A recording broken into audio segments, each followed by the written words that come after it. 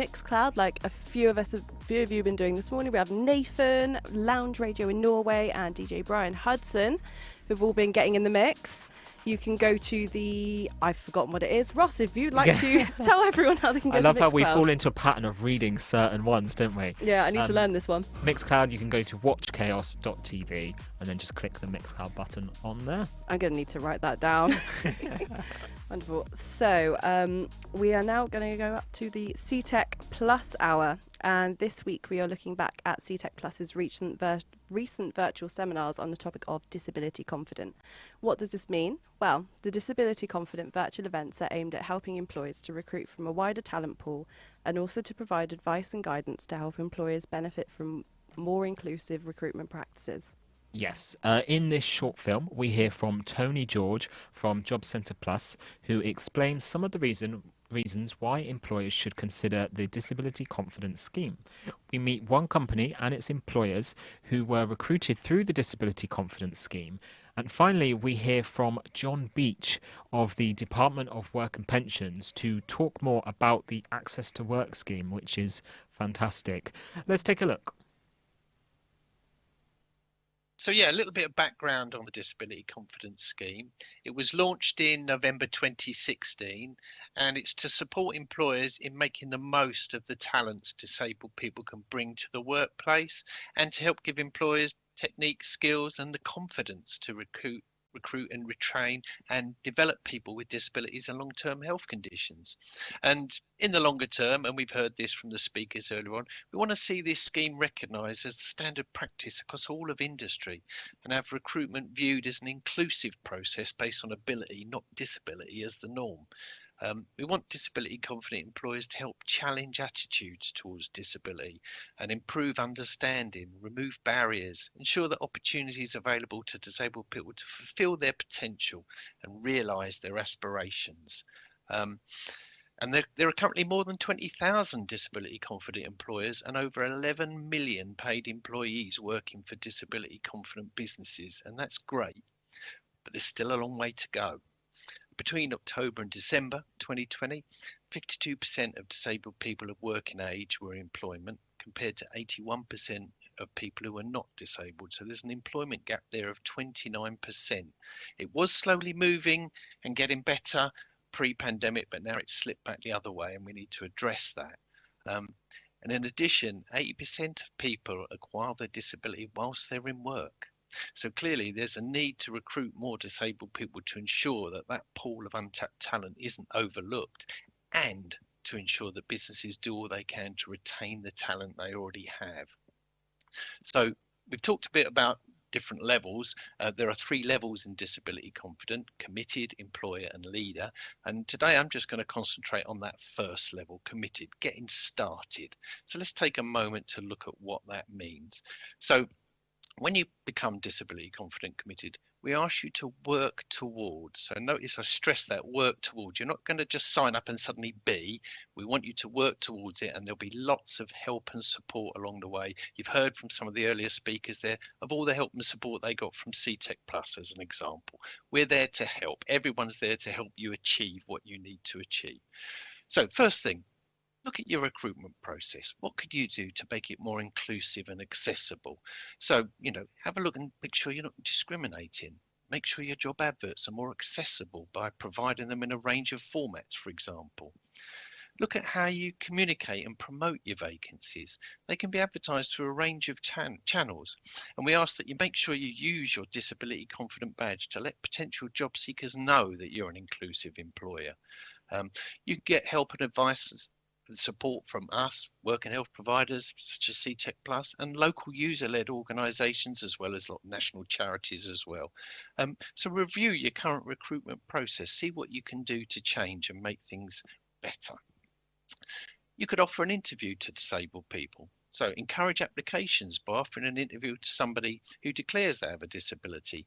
It doesn't mean to say that you've got offer an interview to everybody with a disability. They still have to meet the minimum criteria for your job, which is commonly referred to as the desirable skills. They are defined by yourselves. What we're trying to encourage here is positive action. Employers can take get my tongue tied there. Employers can take steps to help or encourage certain groups of people with diverse needs who are disadvantaged in some way to access work and training, and it's perfectly lawful under the Equality Act to do so. But also, there could be some times where if you've got a high level of applicants, offering an interview to every disabled person who meets the criteria is just not practical. And in those situations, it's okay to limit the number of interviews to those disabled people who best meet the criteria in the same way you would do for a non-disabled applicant. We've already touched upon reasonable adjustments earlier. Whether or not an adjustment has to be made depends on how reasonable it is, really, and it will hinge on the individual circumstances and employer resources. They can include things like changes to working patterns, adaptations to premises or equipment, and provision of support packages. They're there to ensure that disabled workers are not disadvantaged when applying for or doing their jobs. And many are straightforward and easy to carry out and often cost nothing or little. But there's, as has been mentioned earlier, funding may also be available for the Access to Work scheme, and details of that are on the gov.uk website. And I mentioned earlier about supporting existing employees who acquire a disability or long-term health condition. Keeping those valuable skills and experience within your business and saving on the cost of recruiting and training a replacement, is important. And again, access to help work may be able to help. And there are other organisations that could help as well, such as Mind, for example, or the Chartered Institute for Personnel and Development for mental health support, and other organisations that were mentioned earlier, WorkFit, for example. There's a lot out there. All you've got to do is ask. And the final ask that we say to employers who are wishing to become disability confident committed is to offer disabled people at least one of the following options over the first year. So possibly work experience or a work trial. Paid employment, like that one. Apprenticeships, much the same thing. Or maybe a job shadowing opportunity. Or a traineeship, especially if you've got young people who want to get an apprenticeship or a job, but they don't quite have the right skills or experience. You could look at a paid internship or a supported internship. And in terms of supported internships, they're aimed at disabled people still in education who are seeking some work experience. You might want to look at a student placement, or finally, one of the sector-based work academy placements that are designed to help you fill vacancies more effectively. They include sector-based training, a bit of work experience, and a guaranteed job interview. There's lots of options available, and you do not have to offer all of them. And signing up couldn't be easier. It's already been said. You just go to the gov.uk website, search Disability Confident, ask at your local job centre, speak to your host today, CTEC Plus. They would love to sign you up. And as has been said earlier, we only ask for some basic contact details and some indication of the size of your company. Once you've been signed up, we'll send you your Disability Confident badge and ask you to display that proudly on your websites and throughout social media to let people know that you're part of the scheme and support disabled people. And you'll also get exclusive access to a social media group where you can find out about free training available, share your experiences and good practice with other disability confident employers, and just gain access to all of the knowledge and information you need to make Disability Confident a success for you and your employees. And there are other benefits to displaying the Disability Confident badge as well. Disabled people like to show to support companies who will support them. And the purple pound, which is a phrase coined by somebody in the Department of Work and Pensions some time ago, to represent the spending power of disabled people. That number was estimated to be 274 billion in 2020 to UK businesses. And many organisations are missing the business of disabled customers due to accessibility or not being disability confident in their customer services approach. Please don't be daunted by all of that. This is the start of a journey, and there's lots of people who are going to help and support you along the way. So take the plunge, sign yourself up, and let's get started. I hope you've enjoyed our little presentation. I hope you found the information useful. As I said before, lots more available on the gov.uk website or by speaking to your host, CTEC Plus, and I really look forward to welcoming more disability confident employers into the community.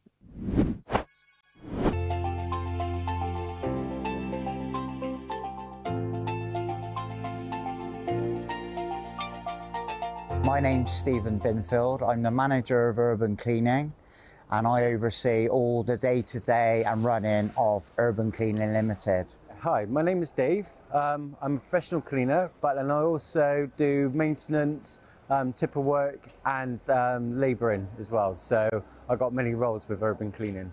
My name is Kane. I'm a commercial cleaner for Urban Cleaning Limited. My name's Jeff Squirrel. My job role is driving the tipper van for urban cleaning. So for us, it was a way of tapping into a market that we didn't at first realise existed. We as a business, like most businesses, struggle to recruit staff and good staff. And then by being made aware of CTEC, and after 6 months a year, I realised that there was a massive market of people that were willing to work but just needed the chance to do the job with some adaptations, and that enabled us then to have an easier way of finding recruits and growing the business. And that's the reason why we chose CTEC Plus. About 6 years ago, I nearly lost my leg in an accident. So I had to have multiple operations on my leg, and so it's very close to it being chopped. So the job centre put me in touch with CTEC, and then that's when I discovered about urban cleaning. Yeah, they were really considerate. You know, they understand. Like, I was struggling to walk. It was very painful at times. So they were understanding. CTEC and urban cleaning was very understanding. But since I've managed to gain work, it's made my leg even stronger because I'm on it every day. So it's a good thing. It's really, really good thing. Well, in the past, I suffered from mental health disabilities and that sort of thing in that, I know, and I found it hard, and I like, you know, getting out there, getting myself out there, you know, doing different things and that. But then since I got in touch with CTEC, what I got introduced to by the job centre, they were absolutely brilliant. They got me in touch. They got me doing so many courses, and they got me just doing all sorts of things. I've had a few problems in my past, and a lot of people didn't want to give me the opportunity to prove myself. I've worked for a lot of companies. I've got a lot of different certificates for different things I've done, but no one was willing to give me that chance. Steve's given me the chance and been happy for 10 months. I've had two people from CTEC Plus, Jane and Hannah. They both went out of their way to help me. They found this job, set up the interview, set everything up. I had the interview, and I haven't looked back since. Literally, this was the one job I was offered. I took it, and everything's gone smoothly. Just be very understanding, you know, because everyone's got complications one way or another if they have got disabilities. Just understanding, and that person, you give them a chance, they will step up to the role. Yeah, just be friendly and open, really. You know, so you got to understand that everyone is different, and you know, you just got. Some people find it harder to adjust. There's a lot of people out there who aren't given a chance to work, and a lot of people would like to work, whether they come from bad backgrounds or bad education. A lot of people are more than willing to actually learn and do everything they can. And they're not given the opportunity when they haven't got anything to help them forward. A lot of people can't even find people like CTEC Plus. So the job centre done me the honour of helping. Without that, I'd probably still be looking for work now.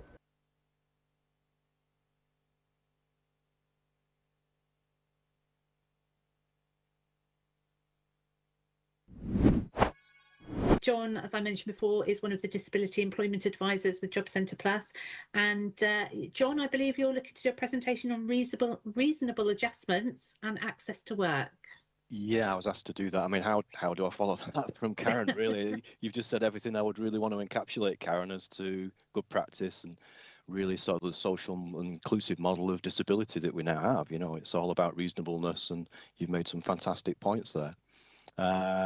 So I do have a slideshow about access to work, and sort of I will read through the slides and then sort of elaborate a little bit more on that as to what access to work is and what that might mean for organisations out there and how you could possibly use that. So the first slide, access to work, making work possible. It's access to work is a grant that supports people with health conditions or disabilities. It provides individual practical support and advice to help to overcome barriers at work. It helps people with all types of disabilities, including mental health conditions. Access to work grants may help with additional costs beyond, as has now been discussed, reasonable adjustments. Employers may be asked to contribute towards the cost of one-off support. And I'll just expand upon that a little bit. And as I say, it's a reimbursement grant that supports people with a health condition or disability to get into work and also retain work. So this is kind of coming from a slightly different angle than obviously we're talking towards employers here, but this is for individuals out there who would be coming to you as people looking for work, as people maybe already in your organisation and having difficulty retaining that work. And there is a fund of money, there is a grant fund of money out there called Access to Work to definitely advertise and make sure your employees and everybody you know about it. If somebody's, I'll just read a little bit of the additional information here. If someone is disabled or have a physical or mental health condition, these barriers can make it harder for people to access work and retain work. And one of the first steps for someone is to talk to their employer about changes that they must make in the workplace to support with their health condition, which is known as reasonable adjustments. So the employer must make certain changes as part of the legislation, equality laws, and known as reasonable adjustments to make sure that a person is not substantially disadvantaged when doing their job. And reasonable adjustments could include changes such as reviewing their working hours, adjustment to their roles, making physical changes to the workplace, like installing a ramp for a wheelchair user or an audio-visual fire alarm for somebody who's deaf. It could be letting a disabled person work somewhere else, such as on the ground floor for wheelchair access. Reasonable adjustments can be a very small thing, but it would make a big difference to that person when it came to certainly retention or even bringing on the talent that's out there that might need a little bit of adjustment to give them access to your employment. So access to work comes in with additional costs. So it could be providing individual practical support and advice to help overcome the barriers for both the customer and the employer.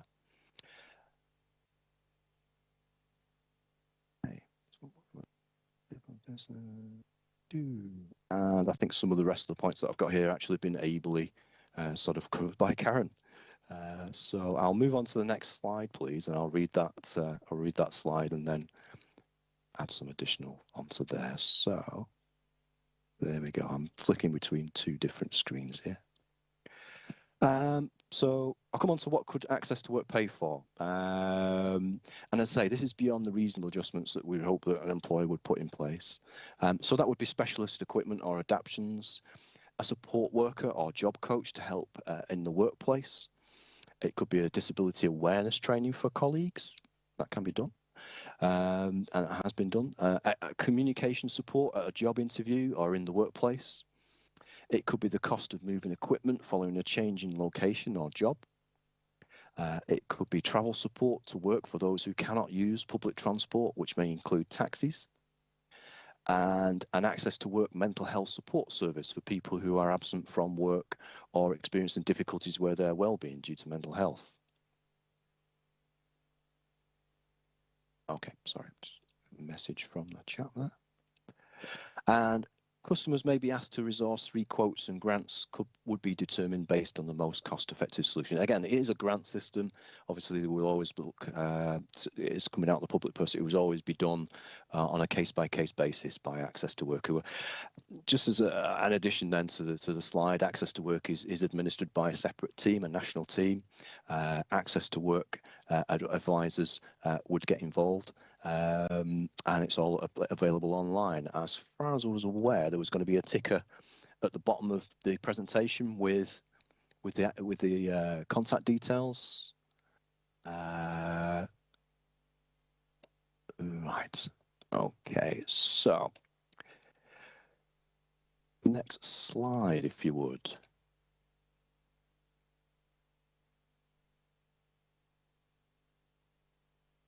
Eligibility. There we go. So just to read out the slide for you.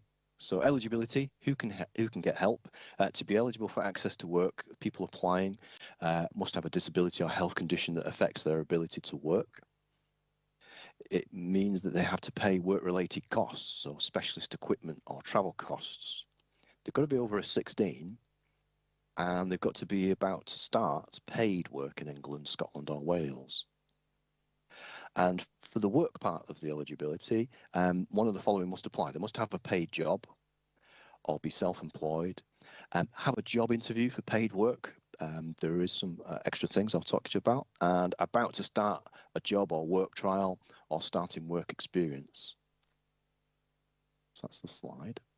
Sorry, I've been asked to run through each slide with you. To be eligible for access to work, people can apply who have got a disability, and as I've said. Interesting around the sort of interview, if you have applicants who are coming to you who need, for instance, a British Sign Language interpreter, then that could be funded through Access to Work. And certainly if you have somebody maybe who is coming to you, but maybe you want to try them on maybe a work trial first of all, then Access to Work could actually have a look at putting into place a support worker and funding that when the person's even doing a work trial with you. Okay, next slide, please.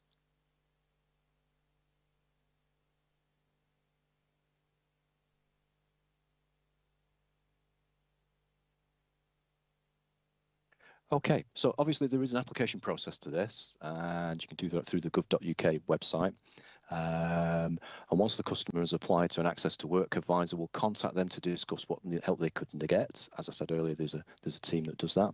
An advisor may also contact their employers to discuss how Access to Work can help support them.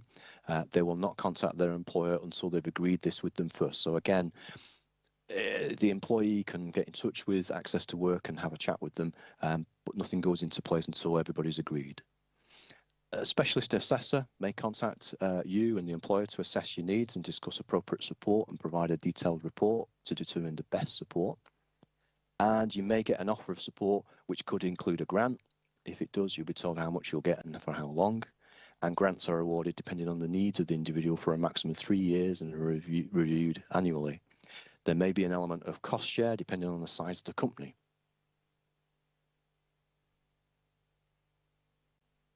Okay.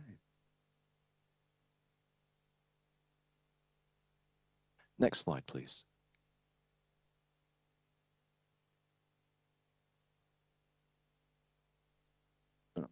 This is a recent development. I thought it was interesting to sort of have this slide in there, and this is what's been called a blended support offer.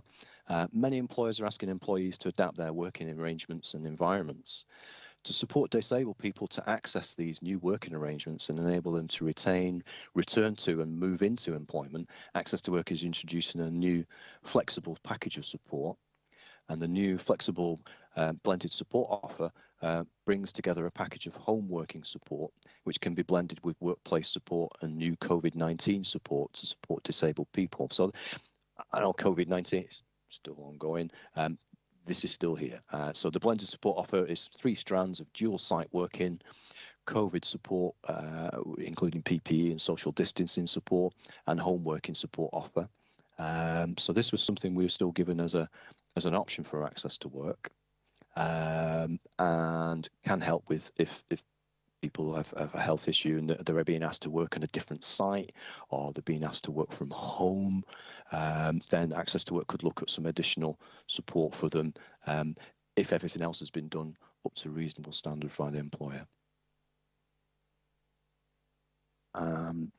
Examples could be assistive technology, office furniture, that kind of thing, to make sure they're able to keep their job. Okay. That's it. This was only ever a flavour of Access to Work. More details are on the gov.uk website. the sort of contact details. I'm not seeing the ticker on air. I think, is that coming up at the bottom there? And certainly have a look at Access to Work on the gov.uk website. Everything is there if you need be. If you have additional questions, then get in touch with your job centre, or even through CTEC Plus, and we'll be happy to answer any questions you may have. That was wonderful. That was really good. Brilliant stuff there from CTEC Plus, and the Access to Work scheme in general is fantastic. I know several friends who've used that scheme, and it's worked really well for them. So Yeah, that's great.